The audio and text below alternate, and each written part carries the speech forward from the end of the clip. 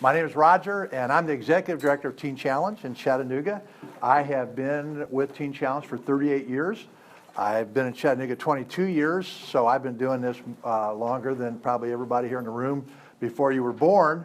But I'm just getting the hang of it and love what I do. My wife and I, 38 years ago, we started Teen Challenge in Nebraska and Iowa. 22 years ago, God brought us here to Chattanooga.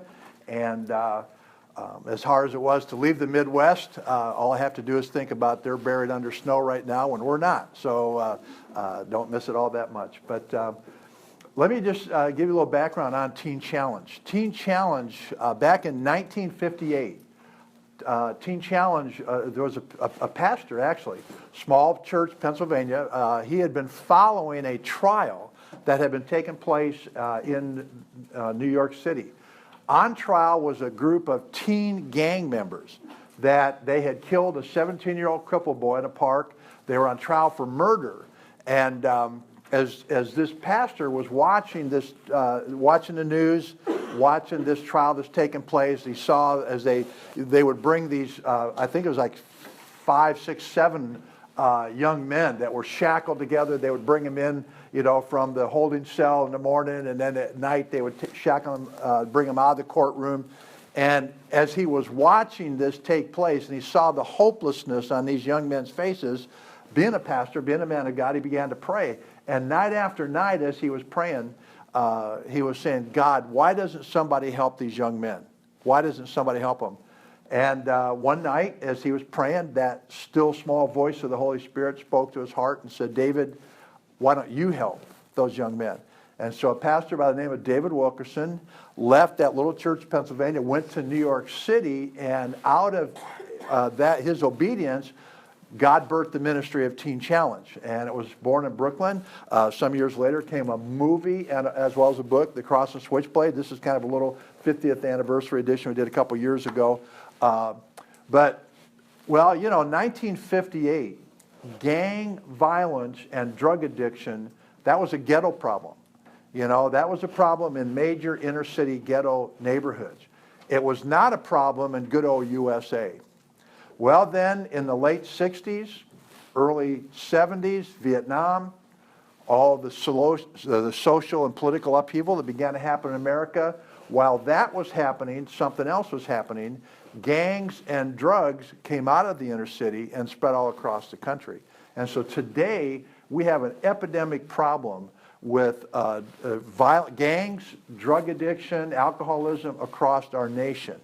And you know, you probably know the statistics more than I do. Tens of millions of Americans have drug problems. Well, when the problems began to spread, Teen Challenge began to spread. Today, there's something like 240 Teen Challenge centers across the United States, 6 in Tennessee. There are something like 1,300 Teen Challenge centers outside the United States in something like 91, 92 different countries. So we began to spread, as the problem spread, Teen Challenge spread to make a difference across the nation and around the world. We are a faith-based program. Now, you know, just kind of let you know, I joined the Marine Corps 17, right out of high school, volunteered to go to Vietnam 3 times. I'm just saying that so you say, guy, this guy is not the brightest bulb in the box.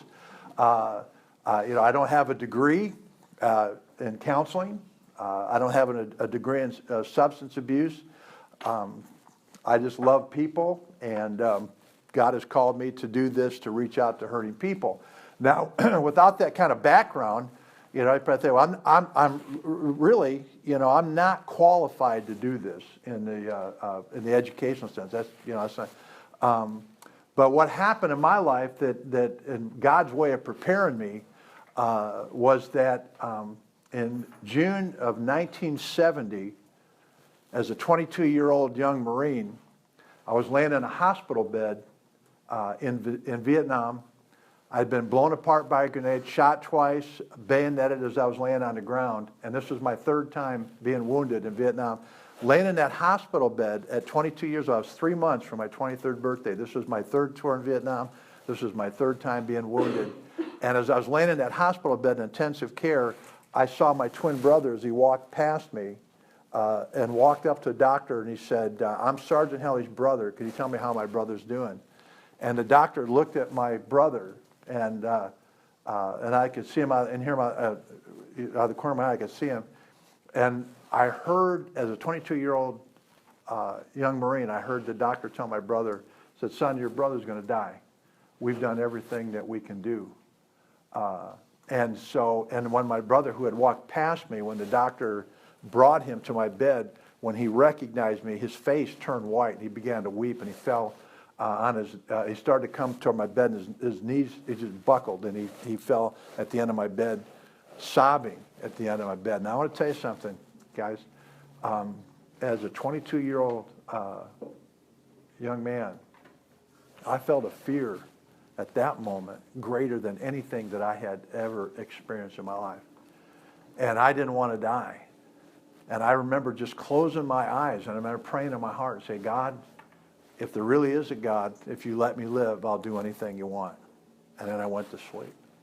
It's a long story. You know, the doctor, a couple weeks later, the doctor told my brother that I'd turned the corner, I was going to live, maybe his being there helping. Eventually I was medevac back to the States, spent 9 months in the hospital. I had 27 surgeries. I had 4 plastic surgery operations on my face. I didn't always look this good. And, when I walked out of the hospital, I looked okay. But on the inside, I was still wounded. And I was a criminal investigator. I was a private investigator. I had been a federal investigator in the Marine Corps for 2 years before I went back to my 3rd tour. I got out. I was a private investigator.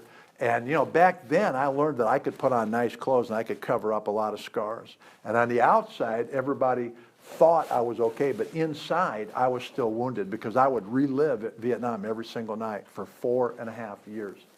And, I grew up in a dysfunctional home. I didn't know what dysfunctional meant. I looked it up in the dictionary, and there was a picture of our family.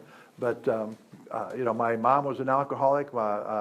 My real dad left when I was 4. My mom remarried. My stepdad was a workaholic. And, one day I woke up and realized that what I had hated growing up, I had become.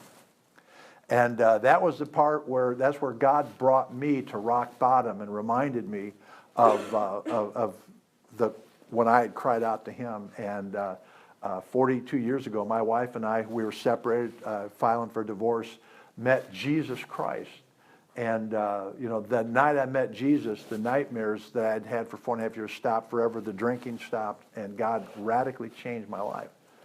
Now, while my life was changing, I had this great career. God was really blessing my career. And then 38 years ago, last August, God called me into full-time ministry. And I just had heard about Teen Challenge. So we've been doing Teen Challenge now for 38 years. Teen Challenge is a residential discipleship program. Now, we're talking about faith-based. Some of you, God is preparing you to go into the secular marketplace and secular counseling, and that is a real tricky area, if you're a believer. Because in most places, you're not allowed to share your faith. And there are a lot of great people, and I've met a number of Christians who are in that area of work because they care. Just talked to a woman yesterday who works for the VA, and if you follow the news, the VA, they could really use some help. But but she loves people, and she's working within that system to touch veterans. So Teen Challenge is a faith-based program, and even though we have the name Teen Challenge, in our culture today, I'll explain why, we in Chattanooga are an adult program. We take men and women from 18 on up. There are, in different parts of the country, there are juvenile programs that take 13 to 17-year-olds. And the reason, people can say, well, why do you call yourself Teen Challenge if you take adults? So, well, when you have a 58-year history, you don't change your name just overnight because Teen Challenge has gotten literally global recognition. So we still have the name, we just have to educate people. We got programs for juveniles, we got programs for adults. Now, when it first started, it wasn't that way, but our culture has changed considerably. So, say we had men and women, teenagers and adults, and you got a 15-year-old girl, but you got a 25-year-old guy over here who's a sexual predator, and he molests that 15-year-old girl, you're going to have everybody and their brother lining up to sue you. And so we, years ago, made a distinction, okay, we're going to have juvenile programs separate, adult programs separate. Juvenile programs, obviously, you know, the states, the government, they want to protect juveniles, so you've got their counselors have to be licensed. They usually have education on campus.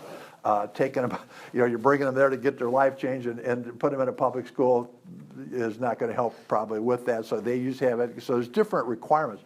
My people, I've got people that got degrees. That's not, you know, not necessary. It's helpful, but it's not necessary. But I've got people. Some of them are graduates. Some of them are just they're people that love people. But we have a 1-year-long intensive Christian discipleship program. It's like going to Bible school for about a year and a half. You're getting all that kind of crammed in a year.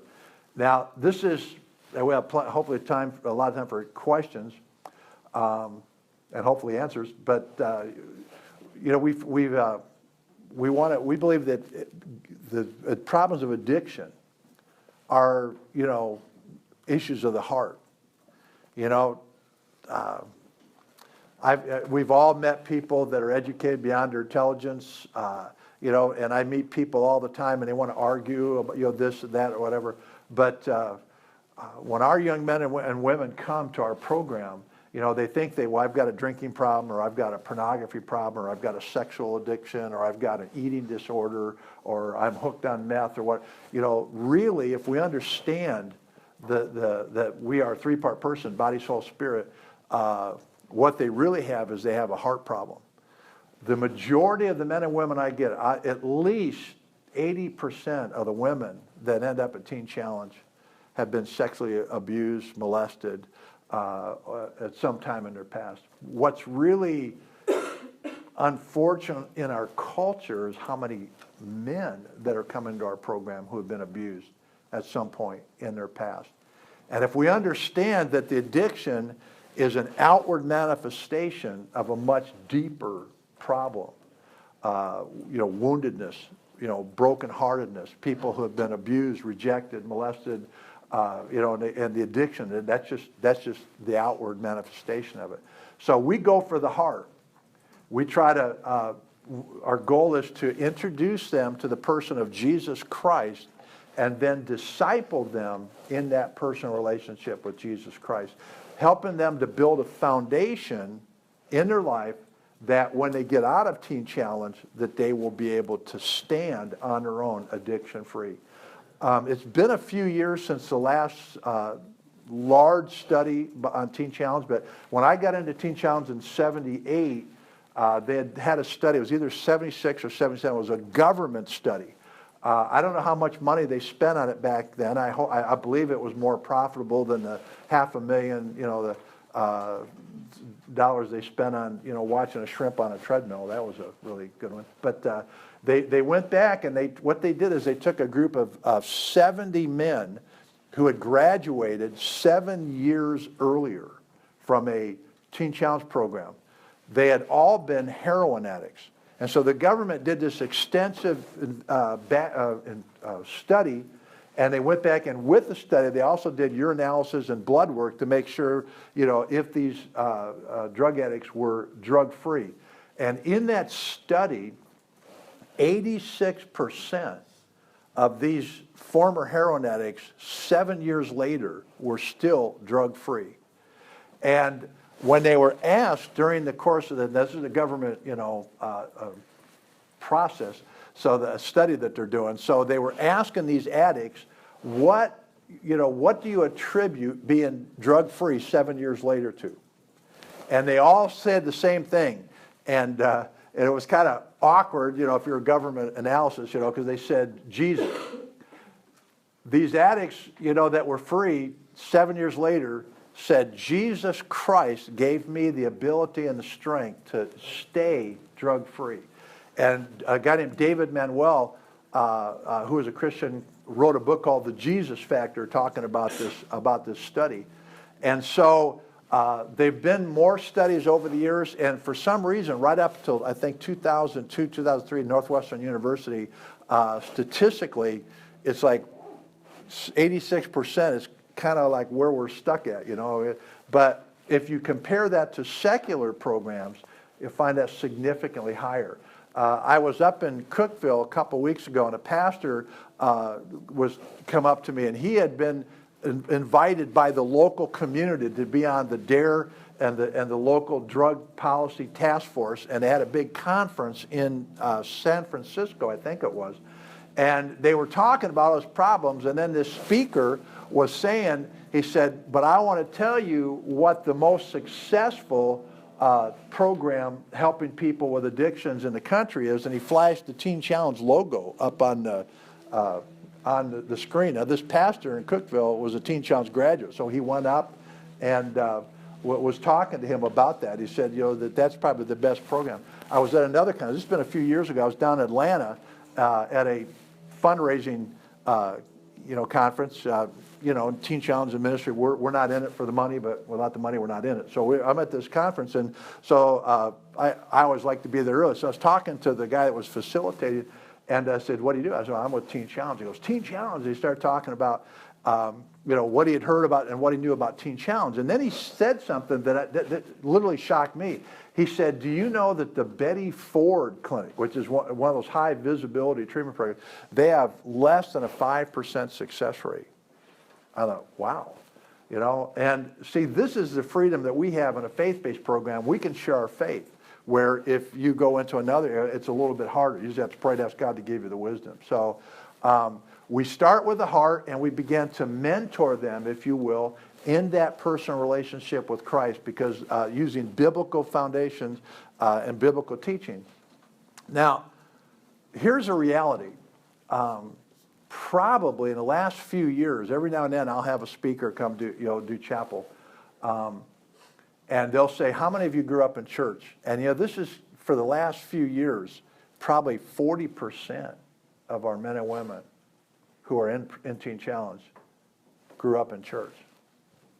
And we're a ministry that believes in the power of the Holy Spirit to empower you, to give you the strength, because you and I, we can't do this in our own strength. And, we'll have, we're interdenominational, so we take people from all kinds of background and people from no religious background. But I always tell people, I said, look, our goal is that when a young man or young woman comes into this program, that they will have an encounter with Jesus Christ in power that will change their life, that they will never doubt God again. And in recent years, and I say because of a 20-minute sermonette and a couple of hymns, if that would be enough, then probably almost half of my students wouldn't be here. But we know, we live in a very real world. There's a lot of pressure, and I'll be honest, you face much more pressure, temptations than I ever faced when I was growing up, even though I lived in the inner city. So that's kind of our goal. That's kind of our purpose. And we teach subjects that, and this is the thing, every new Christian, this is possibly why 40% of our men and women have come from some kind of church religious background, is that especially evangelicals, Pentecostals, charismatic, we're good at getting people saved. We're not as good as discipling them in the basics, so that they have an understanding, they have a biblical worldview, they have an understanding of what this Christian walk is like. We get them. It's kind of like we bring the baby to birth and then leave it on the doorstep somewhere. So we as the church in America today are not as good as discipleship as we used to be. So we're kind of just, every new Christian needs to know the basics. So that's what we're trying to do, preparing them to go out. We recommend people go to Lee. I did a spiritual emphasis week at a Teen Challenge Center in Southwest Tennessee, Savannah, Tennessee, and I was hoping at least one of them would be here today. But there's three young men from Lee that were there. One of them was doing worship because his dad is the executive director, and the other two that were there. And they were praying with me before I would go in and speak and stuff like that, and I would have them pray with these guys when we would at the end when we'd minister to them, and that's what excites me, is that next generation. I'm kind of, is not gathered, I'm getting up there, in years, and I still love what I do. I still got passion for what I do, and as long as God gives me health, I'm going to continue to do what God has called me to do. But I also recognize that where I am, with actually 41 years of being in ministry full-time and part-time, is that I'm asking God to give us young men and women that we can mentor and that we can raise up as spiritual sons and daughters to go out and touch a hurting world, because we are living in a hurting world. My experience happened to be in Vietnam. It was in Vietnam that God got my attention. But today, in the culture that we live in, you don't have to go to Vietnam to get wounded. You don't even have to go to Iraq or Afghanistan, when all you have to do is live and live life. And life in our culture today is geared to wound you. And so we're living in a culture where we're surrounded by hurting people all the time. So what time do we have to be done? We have it 10:50. Okay. So we got plenty of time for questions. Is there any questions that you want to ask me, from that perspective that are on your hearts this morning that you're thinking about as you prepare for what God has for you? And if I don't have an answer, I'll just make up something. Okay. I'm just kidding. Okay. Anybody? I do. You said it's a year residential? Yes, ma'am. Now, how is it paid for? Do they have insurance? Does insurance cover this? We do not take insurance. And here's what we ask. And for years, up until just 3 years ago, we're actually in our third year of asking family, extended family, church family, to pay 10% of what it costs us to put it through prayer, which is about $300 a month. And we have hardship scholarships because we've got people that get out of prison, they're off the streets, their family's written them off, where we'll give them a hardship scholarship. But less than 10% actually comes from families. The other 90% we raise. Like 2 weeks from tomorrow, we have our annual banquet. We'll have anywhere from 1,200 to 1,500 people. And while it's a fundraiser, it's also an awareness banquet, because every year we'll have people who came to the banquet that will refer somebody, or even a family member will come into the program after that. But it's donor funded. We don't receive tax money. We don't want tax money. If you get tax money, they say, well, that chapel that you guys do in the morning, you really can't do that. You guys take them to church on Sunday and Saturday and Friday night and sometimes Wednesday. You can't do that either, And that curriculum is Bible-based, you can't do that either. And so what you'd have is that you'd have the money, but you wouldn't be able to have the effectiveness. So we entirely depend upon charitable donations for the. Before the recession started, if you guys have heard about that, the recession, probably 18 to 20%. When a person would come in the program, we say to the family, this is what it costs us per month to put a person through the program. However, we do not have a set amount. We are asking that whatever, if you would be willing to give at any level, we'd be grateful. And for years, that average around 18 to 20%. Voluntary family, we still had to raise 80. In 2012, our auditor, or 2013, our auditor sat down and showed us. It was from our audit in 2013 that was on 2012 showed that for that 18 to 20% had dropped to 0.02% that the family were given willingly. And so we just say, okay, this is not working real well. So we're asking them to have some investment in it. We have family weekends every quarter where if the student is married, their spouse comes in. If they're not, their parents, grandparents, or whoever was the significant person that helped them get into the program, they come quarter, and we have a class. We teach them on boundaries, on enabling, different things to help them prepare for when this person completes. We don't want to send them back to a family that was that's as dysfunctional as it was when they came in. And so, and then we have a panel discussion where they can ask questions and stuff, have a service. We've had parents get saved, at that service, and then they have visits. So we're trying more and more, not only to help the person, but also to prepare their family for when they go back. But yeah, it's donor funded. How do you determine who's Well, it's really tricky. I've got a problem. And, that's what I tell I said, well, first of all, let me back up. I tell my intake people, they have to convince you that they want help. Because, if somebody doesn't have a problem, we just had a girl come in yesterday. She's 20 years old. She's facing 12 years in prison. And, her mother brought her in yesterday. She had been in a treatment program, and 2 weeks after she got out of treatment, she was, back in trouble again and stealing.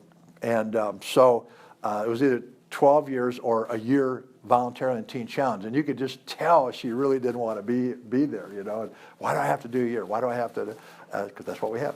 But eventually, just this morning, we had corporate prayer before I came here. And when she walked in, just overnight, I could not, just usually it takes a while, This morning when she came in, my wife and I, who greeted her, talked to her mom when she came in yesterday, I knew who she was, but her countenance, everything. She gave her heart to the Lord last night. The other girls had been in the program, were just sharing with her. Yeah, I know it seems like a long time, but she is overnight had a. Now, I also been doing this for a long time, and I try to put myself in their shoes. If I'm standing before the judge and he says, Mr. Helly, I'm going to sentence you to 8 years in prison for your offense. Or I'm going to give you the opportunity to go to Teen Challenge for a year. Now, I'm not the brightest bulb in the box, but I'm standing before that judge and I'm looking at him. I'm saying, Your Honor, I really feel led to go to Teen Challenge, And so, hey, if I was facing prison or, I would take Teen Challenge too. Somewhere along the way, a heart change has to take place. Because, Teen Challenge is a very intense spiritual discipleship program. So you can't fake it till you make it. I've had men and women over the years that have come in and said, I'm just going to be here long enough to, I think everything will blow over, and the prosecutor, probably forgets that, I didn't go to jail and everything. And then I'll just go back, and usually, that doesn't work well. However, on the other side of the coin, we've had a number of men and women who we've gone to court with them after they completed a year of Teen Challenge, and the judges expunged their record completely. I had one up by Franklin, I think it was, or was it Gallatin? A young man came into our program. They allowed him out of prison to come into the program, and he went through the whole program. And then, this guy his life was changed. He was one of those guys when he really gave. If you met him on a dark street, he'd scare the snot out of you. But after Jesus changed his life,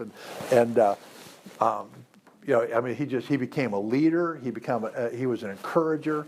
So I took him to court, and the judge said, I understand what you're saying. I'm a Christian too, and I'm hearing, your life has changed, everything like that. But I could sentence you to 30 years, but I'm going to put you.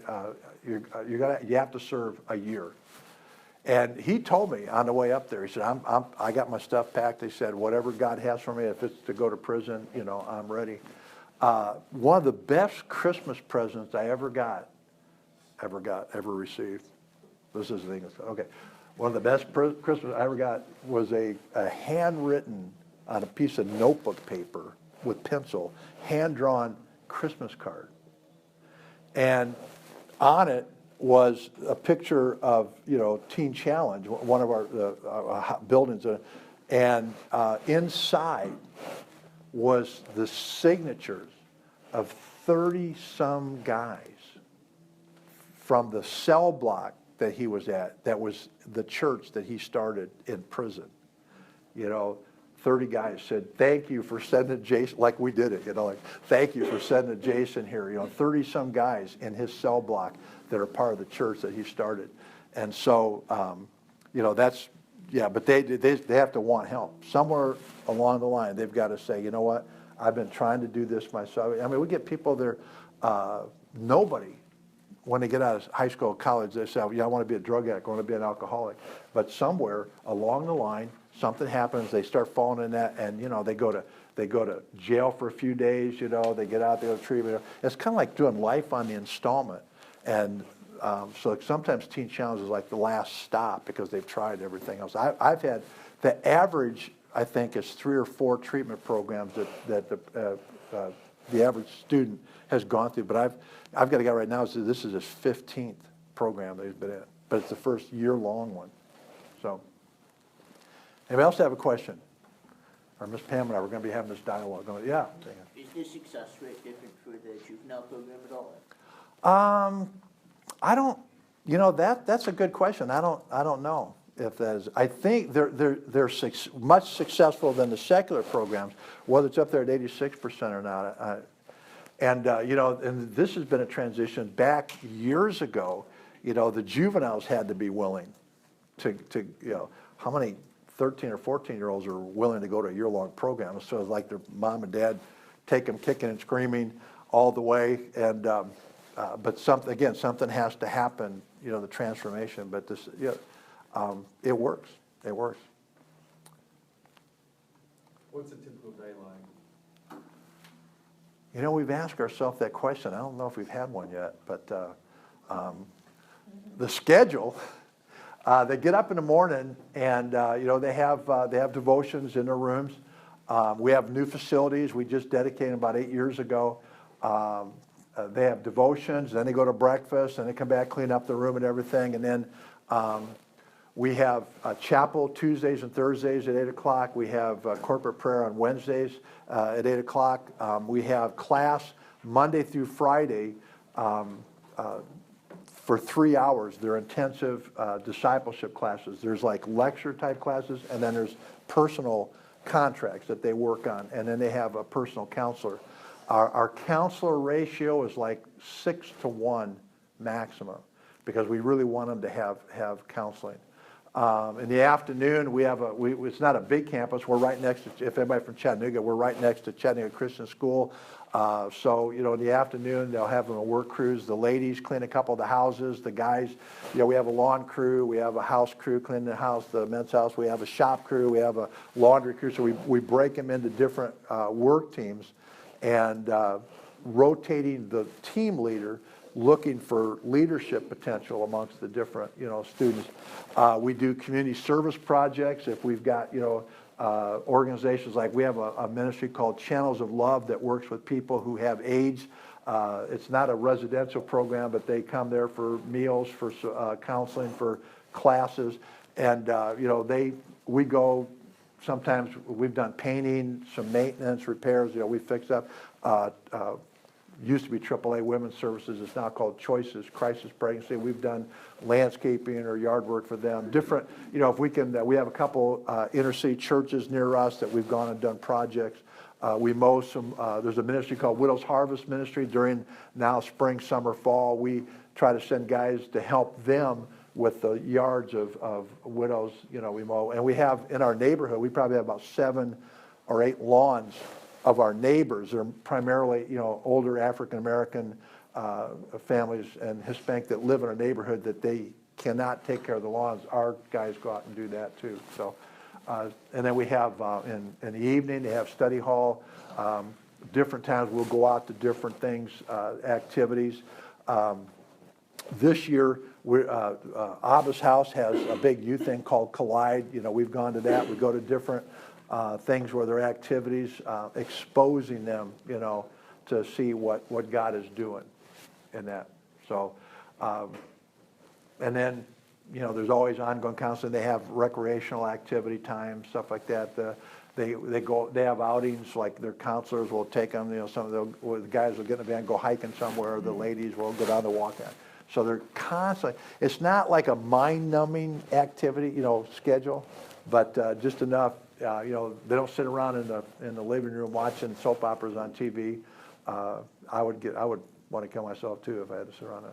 But so just kind of an activity with Christ as the focus of everything that we do.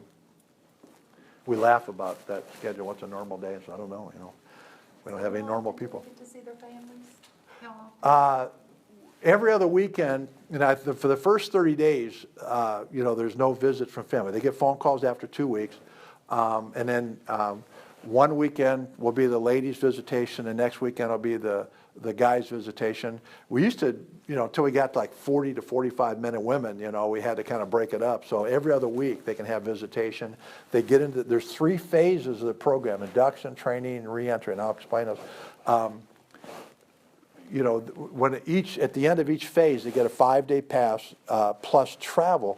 This is what's made the internet has made everything different. While primarily, probably at least half of our men and women come from the tri-state area, Alabama, Georgia, Tennessee, we get people from all over. They Google, and then our program pops up, and they start checking it out, and then we've had them come from Alaska. We had a girl come from Alaska. We had a couple guys come from Canada, and one young man from Montana. I mean, just because of the internet. Funniest one was a Mennonite. His family, they didn't have any electricity. They lived on a farm, kerosene lamp, stuff like that. And when they came for his graduation, I said, "How did you ever find out about Teen Challenge in Indiana?" Mennonite came in Indiana to send him to Tennessee. She looked around. She got embarrassed. She said, "What's the library? We use the internet, and Googled it." So I didn't tell their pastor. So you asked, I'm sorry, I don't know if I asked to finish the question. Well, if you talk about the 3 phases. Yeah. We had 3 4-month phases: induction, training, and reentry. And when I came back from Vietnam on my second tour, I was a drill instructor down at Parris Island, South Carolina, and that was not really what I wanted to do. But they didn't ask me what I wanted to do. So now that, I become a Christian, I started reading my Bible. I thought, man, this is like a spiritual warfare handbook. So I tell our students, our 3 phases, induction, that's the first 4 months. They come off the streets, they get out of jail, their family, pastor, they come in, and this is the introduction to Christianity, to the beginning of the discipleship process. I call that spiritual boot camp. I said, the only difference is you don't have a drill instructor waking you up at 5 in the morning with a hammer and a trash can lid. I really had a lot of fun doing that. But I don't do that anymore. Waking you up in the middle of the morning, screaming and cursing at you. But this is like Christian boot camp. Then the second 4 months is called training phase, which I call spiritual infantry training. And then reentry, where they still live on our campus. They go out and get a job in the community and come back at night. That's training or reentry is called combat, because that's they're exposed to the same pressures and temptations. But again, so many years in Teen Challenge, we saw so many other Teen Challenge centers. Reentry was optional, and so if a person's in a program for a year or 14 months, and you say, "Hey, you want to hang around for another 4 or 5 months, for reentry?" They go, "No," and because they want to get on with their life. So we decided. Reentry is where the rubber hits the road. You've been teaching them all these principles. Now you go out and walk it out. And so that's like that. We've seen our success rate go up higher because they're more prepared. When they go out and they fail after they leave, they have a tendency not to want to call you and say, "I blew it," And but if they're right there and blow it, you can say, "Okay, we're here to help you." So it's 3 phases, and it prepares them. And one of the things is we've really been successful. We've had one person this year that's not been able to get a job, and she's got some health issues, on disability. So, but we've been able to find jobs, and it's not like sometimes we'll have employers that will call us and say, "Hey, do you have anybody, to come to work?" There's Panera downtown. They love our students, because they actually show up for work. And are happy. I don't know if you've been to Panera downtown recently, but so they're able to go out and get jobs, and we have employers that say, "Hey, if you have somebody coming up looking for a job," and other times they have to go out, they have to knock on doors and stuff like that, pray, and we always tell them, be honest. If you've got a felony record, tell them you got a felony record. Tell them you're in Teen Challenge, and and we've had employers that would give them an opportunity, to share. So. Each one of those. And as the program goes along, God begins to raise up in the men's and women's program leaders, men and women that are encouragers. Friday night is graduation, and graduation night's kind of cool because you find out all these stuff that you didn't know what was going on. And like for a couple of years, it's kind of dropped off here for a while. Nobody's happened. We had the new guy, somebody, they put a rock under his mattress, you know, and the guy was laying, he just thought it was the mattress, you know, and they'd leave it under there for about 2 or 3 weeks, and then they'd finally say, hey, you got a rock. We didn't know about that, but they tell funny stories. But what's really encouraging is that the men and women are just coming in, will get up, and they will talk to the person graduating and saying, you know, you were almost through when I got here, but you know, when you would come home at night, you'd come to my room and you'd say, how are you doing? How was your day? You know, yeah, I know it's rough, but you're going to be able to make it too, and be that next encourager that goes out. And the fact that, you know, we've got graduates that are missionaries, pastors, Teen Challenge staff, Teen Challenge directors, and none of that, just men and women who become good husbands, good fathers, good husbands and wives. That's the exciting part. I'll tell you one story. We have a young man that went through our program, Chris, and Chris had been in and out of secular training program. His mother had come on our board, and she had already been praying for Chris for a couple of years, and she prayed that one day Chris would hit rock bottom. And Chris eventually, Debbie, he had nowhere else to go, so he came into Teen Challenge, and I mean, he really met Jesus in power. And when he got ready for reentry, I said, Chris, where are you going to go to work? And he told me a story. He had worked for Bob McCamey, who owns Capital Toyota and Lexus of Chattanooga, and he had worked for him 3 times. And, you know, he would go to work. First time went to work for Bob, then he got on drugs. They started stealing, and he got caught, and they fired him. So like 6 months later, a year later, he goes back. He said, I've been clean for 60 days, and I'm doing really well. Would you give it? So Bob McCamey hired him back and give him another job. And, you know, he might go a little bit longer, but eventually he'd get back on drugs, and he'd start stealing again. This happened 3 different times. You know, Bob McCamey hired him and fired him. Chris was real, you know, so a lot of these, he was a real likable guy. And so I said, I think I'm going to go back to Capital Toyota and ask Bob McCamey to forgive me and then see if he'll give me a job. So I went back to Capital Toyota. Bob McCamey gave him a job. And within just a short time, he was running their detail business. And now, today, he has his own detailing business. He's married. I think they have 3 kids. Wonderful. He's a Teen Challenge supporter. But when he was still working for Capital Toyota, a few years ago, Capital Toyota was celebrating their 40th anniversary as a Toyota dealership. So all these different dealers from around the region were coming because the president of Toyota USA was here in Chattanooga, and everybody wanted to, you know, pump the flesh of the big guy. And they had media out there, and so Chris was coming by to pick up some parts, and so he's trying to skirt the crowd, you know, to get around the media and everything in there, and Bob McCamey saw him. Now, Bob McCamey, to my knowledge, is not a Christian. And so he saw Chris, and he motioned for him to come over there. So he's standing there, and he takes Chris, and he puts his arm around him, and he looks to the president of Toyota USA, and he said, I want to introduce you to somebody. And then he looked at Chris, and he said, can I tell him your story? So here's a guy that's not a Christian, Bob McCamey, and he's telling the president of Toyota USA that Chris's testimony of how he had hired him and fired him 3 times because of a drug addiction, and he gave his heart to Christ, went to Teen Challenge, and God turned his life around, and now he's back working for him. You know, and so the president of Toyota USA says, can I get my picture taken with you? You know, so that's the kind of stuff, that's what gets us up in the morning, you know, is seeing lives change. Okay, we got just a couple minutes. Anybody else have a... So how is your program different from like rehab facility or mental hospital? We get, first of all, now again, this is my perception, or we feel that the problem is not an addiction, it's a heart issue. So we go for the heart. The addictions begin to take care of themselves. We, you know, build that relationship with Christ. That's the foundation that they're gonna stand upon. And the other thing is the love and acceptance that they are surrounded by. You know, that everything's around them is provided because there are people out there that care.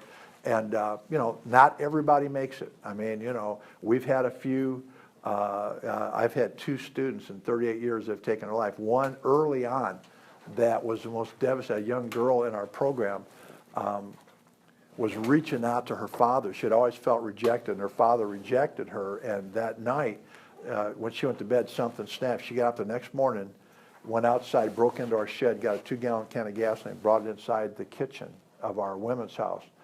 This was in Nebraska. Poured it over herself, set herself on fire, took her life. And that was really devastating, but God had been preparing us. So, there's some heartaches.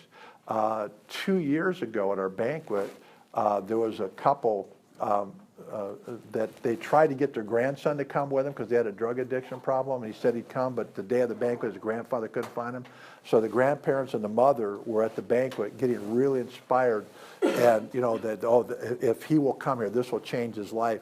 Well, while they were at the banquet, the Catoosa County Sheriff's Department was trying to find them because this young man broke into a home. It was a home invasion, and when he came out, there were sheriff deputies there, and he aimed a shotgun at him, and they shot him and killed him.